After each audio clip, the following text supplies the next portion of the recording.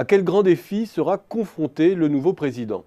Pour en prendre la mesure, considérons les trois grandes exigences qui sont la clé d'une croissance harmonieuse. 1. Celle de l'efficacité, 2. Celle de la cohésion sociale et 3. Celle de notre insertion dans la mondialisation. Chacun de ces défis est redoutable, considéré isolément. Celui de l'efficacité, c'est celui qui replace l'entreprise au cœur de la création d'emplois et de richesses. Cela peut paraître une évidence, mais prétendre aujourd'hui que par un coup de baguette magique, la libération de l'initiative et le reflux de l'État permettent de faire éclore dans un jeu spontané l'économie et les emplois de demain, et que la destruction créatrice est un jeu gagnant sur le plan de l'emploi, est tout sauf une évidence.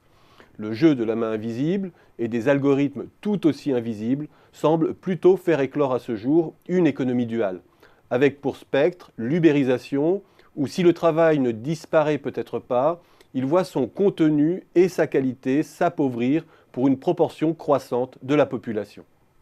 Et l'on sent bien que dans ce nouveau contexte, il sera difficile de faire l'impasse sur le rôle de la puissance publique. Considérons maintenant le défi de la cohésion. Il ne s'agit pas seulement d'une tradition française qu'il faudrait considérer comme un anachronisme. Il constitue en fait une exigence pour toutes les sociétés développées dont le fractionnement crée, on le voit, un vrai risque politique et social et finit par miner et la démocratie et les débouchés. L'équité peut être obtenue par des voies qui diffèrent d'un pays à l'autre, mais tous les pays sont confrontés à la même difficulté. 1. Il existe des pressions déflationnistes de plus en plus fortes sur le revenu primaire des classes moyennes, dont les métiers sont automatisables.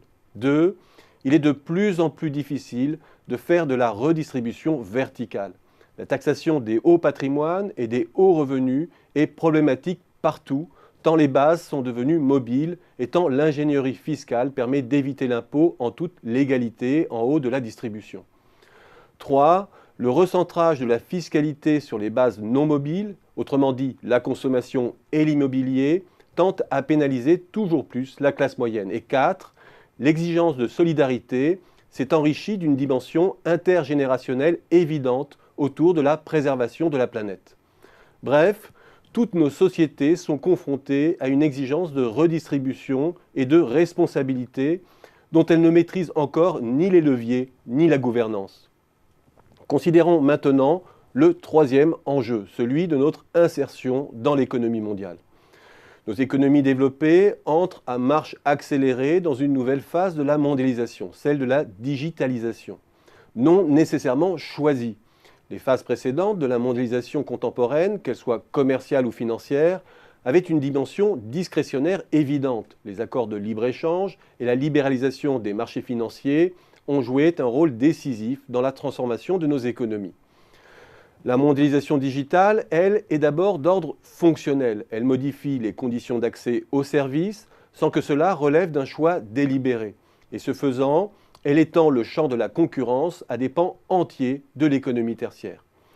Elle rend quasi obsolètes nos psychodrames sur le travail détaché, par exemple, puisque demain, que ce soit par le truchement des robots, des imprimantes 3D, des algorithmes ou tout simplement du travail à distance, il sera de plus en plus aisé de dissocier le service de son prestataire.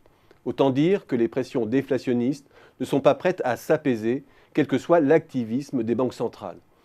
Et croire qu'une économie peut s'extraire de cela par des exits et des dénis est un leurre. Or, il s'agit bien aujourd'hui de combiner ces trois exigences.